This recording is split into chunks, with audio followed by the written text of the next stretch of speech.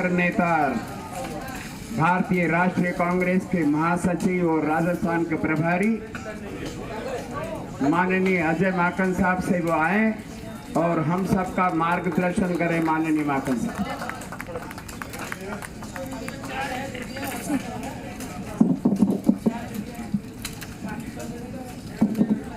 राजस्थान के हमारे बहुत ही लोकप्रिय मुख्यमंत्री अशोक गहलोत साहब, राजस्थान कांग्रेस के अध्यक्ष भाई गोविंद सिंह डोटासरा जी,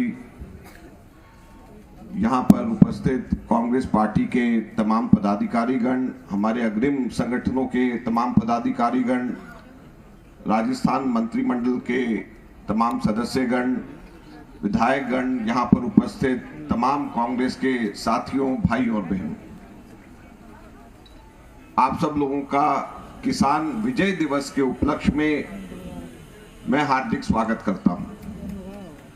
और ये किसान विजय दिवस जब हम यहां पे मना रहे हैं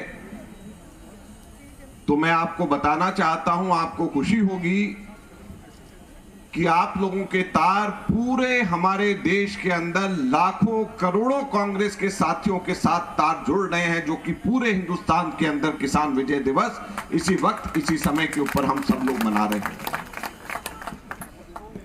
और ये डोटासरा जी ने सही कहा कि ये किसान विजय दिवस किसानों की विजय है, किसानों की जीत है, उनके संघर्ष की जीत है। जो 700 से अधिक किसान शहीद हुए हैं, उनकी शहादत के ऊपर फूल एक तरीके से चढ़ाया जा रहा है, ये उनकी जीत है। उनको नमन करते हुए हम ये जीत मना रहे हैं। साथियों, मैं आपको याद दिलाना चाहता हूं, 14 जनवरी को राहुल गांधी जी ने पंजाब की यात्रा करी, ट्रैक्टर के ऊपर गए, वहां के किसानों से मुलाकात करी और एक बयान उन्होंने दिया जो ऐतिहासिक बन गया। राहुल गांधी जी ने कहा कि मेरी बात नोट कर लें आप, और नोट कर लें मेरी बात कि सरकार को मजबूर होना पड़ेगा कि ये तीनों काले कानूनों को वापस लिया जाए। ये 14 जनवरी, आज से लगभग 9-10 महीने पहले राहुल गांधी जी ने कहा और अब जाकर के ये सच हो रही।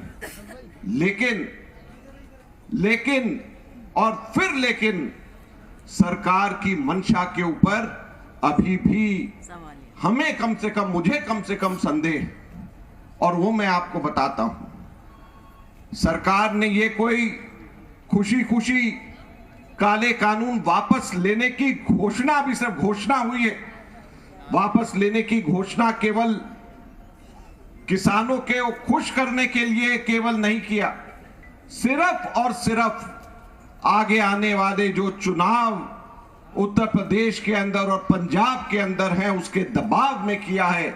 लिहाजा हमको बहुत ही चौकन्ना और सजग रहने की जरूरत है। कांग्रेस पार्टी को हमेशा इन सब चीजों के ऊपर सजग और चौकन्ना रहने की जरूरत है, क्योंकि इन लोगों की मंशा साफ नहीं है, इन लोगों की नीयत साफ नहीं है, और ये कभी भी किसान समर्थक हो ही नहीं सकते। ये केवल बड़े बड़े मित्र पूंजीपति समर्थक हैं, ये किसान समर्थक कभी नहीं हो सकते। और मैं ये क्यों कह रहा हूं,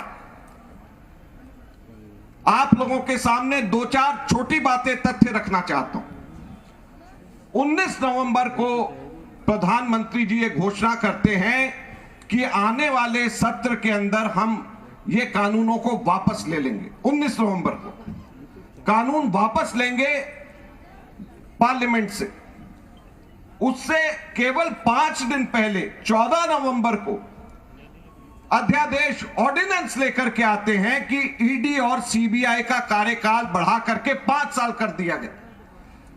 तो जिस दिन ईडी और सीबीआई के अध्यक्षों का कार्यकाल ऑर्डिनेंस से बढ़ाया जा रहा था, तो उस वक्त ये तीनों के तीनों काले कानून ऑर्डिनेंस से वापस क्यों नहीं लिए गए? सबसे बड़ा प्रश्न ये उठता है। ईडी और सीबीआई के हेड्स का कार्यकाल बढ़ाने के लिए ऑर्डिनेंस, और किसानों के काले कानून वापस लेने की केवल मात्र घोषणा सबसे बड़ा संदेह और सबसे बड़ा प्रश्न चिन्ह खड़ा करता है। और यह क्यों महत्वपूर्ण हो जाता है? ये तीनों काले कानून कैसे लागू हुए? ये तीनों काले कानून जून 2020 से लागू हुए ये तीनों काले कानून जून 2020 में अध्यादेश ऑर्डिनेंस के माध्यम से लागू हुए, पार्लियामेंट के बिल और पार्लियामेंट के एक्ट से लागू नहीं हुए। तो जो काले कानून ऑर्डिनेंस और अध्यादेश के माध्यम से लागू हो सकते हैं, वो काले कानून ऑर्डिनेंस और अध्यादेश से वापस क्यों नहीं हो सकते? आज सबसे बड़ा प्रश्न चिन्ह ये उठता है। और इसलिए हम कहते हैं कि लागू तो ऑर्डिनेंस से और वापस आप पार्लियामेंट में चर्चा की बात करते हैं। 5 दिन पहले ईडी और सीबीआई के अध्यक्ष को कार्यकाल बढ़ाने तो आप ऑर्डिनेंस की बात करते हैं, लाखों करोड़ों किसानों के हकों की हितों की बात वाले कानून को वापस, आप उनके हित को खत्म करने वाले कानून को वापस लेने की बात कहते हैं, हम पार्लियामेंट से लेकर के आएंगे।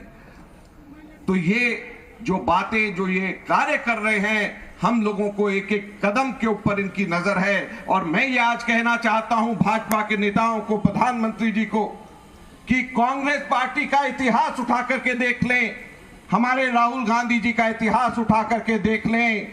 जहां पर भी किसानों के हितों पे वार होगा, राहुल गांधी जी के नेतृत्व में कांग्रेस पार्टी सड़क में, संसद के अंदर हर तरीके से आपके खिलाफ में उतर करके किसानों के हितों के अंदर उनकी लड़ाई लड़ने के लिए तैयार रहेगी। हम पीछे हटने वाले नहीं हैं। यही कहने के लिए आज कांग्रेस के तमाम साथी आज पूरे देश भर के अंदर सड़क के ऊपर उतर रहे हैं। हम ये विजय दिवस जरूर मना रहे हैं, लेकिन साथ में ये भी हम कह रहे हैं कि हम आगे के लिए चौकन्ने रहेंगे, ध्यान से रहेंगे। अगर कहीं पर भी किसान के हितों पे वार होगा तो कांग्रेस पार्टी का एक एक कार्यकर्ता खड़े होकर के सड़क पे लड़ेगा और किसानों के हितों की रक्षा करेगा।